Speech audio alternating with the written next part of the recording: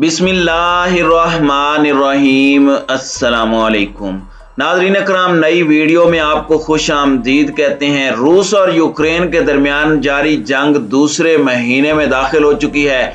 आलमी माहिरीन ने यूक्रेन को रूस के लिए दूसरा अफगानिस्तान करार दे दिया है। यूक्रेन की जानिब से जारी समंदरी जंग में रूसी बहरी जहाज पर खौफनाक मिसाइलों से हमला किया गया है। इसी तरह दीगर हमलों में रूसी अफवाज के 15,000 फौजी मारे जाने की इत्तलाआत हैं, जबकि इस जंग में जदीद तरीन हथियारों का इम्तिहान लिया जा रहा है। कौन से नए हथियार इस जंग में इस्तेमाल हुए हैं और इस वक्त ताज़ा तरीन सूरत हाल क्या है, इस पर हम आज की वीडियो में बात करेंगे। ताहम वीडियो की तफसील में जाने से पहले चैनल पर नए आने वाले दोस्तों से गुजारिश है कि हमारे चैनल को सब्सक्राइब कर लें, बेल आइकन पर क्लिक कर लें, ऑल नोटिफिकेशंस को ऑन कर लें ताकि हमारी नई आने वाली वीडियोस आपको बर वक्त मिल सकें।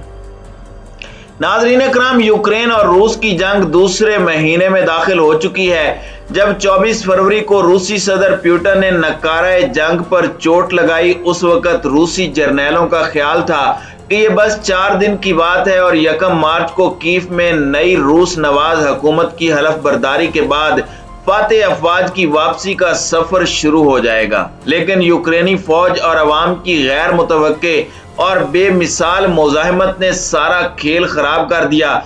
रूसियों की बदकिस्मती में यूक्रेनियों की जुर्रत के साथ नेटो की जदीद तरीन टेक्नोलॉजी का बड़ा हाथ है। तुर्क ड्रोन, अमेरिका के तैयारा शिकन स्टिंगर मिसाइल, खुदकुश ड्रोन और बरतानिया के टैंक शिकन मिसाइलों के आगे रूसियों का लश्कर जर्रार मुश्किल में नजर आ रहा है। आवाज से तेज रफ्तार हाइपरसोनिक मिसाइलों के बेदरेग इस्तेमाल के बावजूद रूसी फौज पेशकदमी नहीं कर पा रही।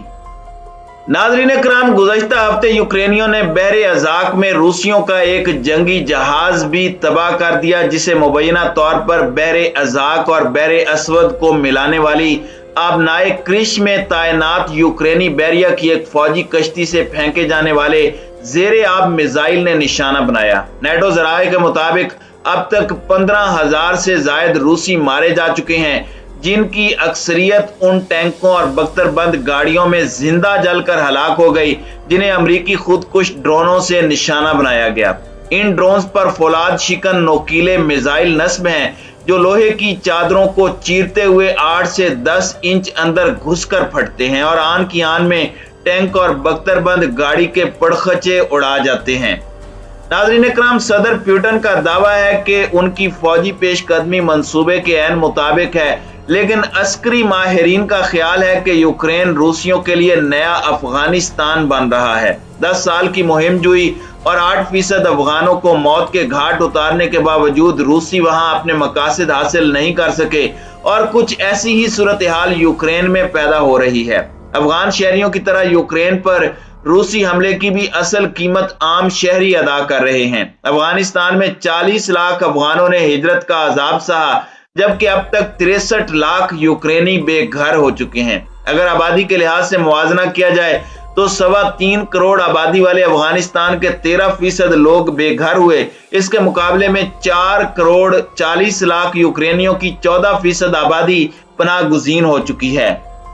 नाज़रीन इकराम, दूसरी जानिब अमरीकी सदर गुज़श्ता दिनों यूरोप के दौरे पर थे। इस दौरान वो नेटो के हंगामी सरबराही इजलास में मशरकी यूरोप के खौफजदा इत्तेहादियों को हमारे खान साहब की तरह कि आपने घबराना नहीं है का दिलासा देते हुए नजर आए और सदर बाइडन पोलैंड में यूक्रेन से आने वाले पनाहगज़ीनों की मिजाज पुरसी और उनके पोलिस्तानी मेजबानों को ये तसल्ली देने भी गए कि मेजबानी के अखराजात के लिए अमरीका फराख दिली से एयानत फराहम करेगा।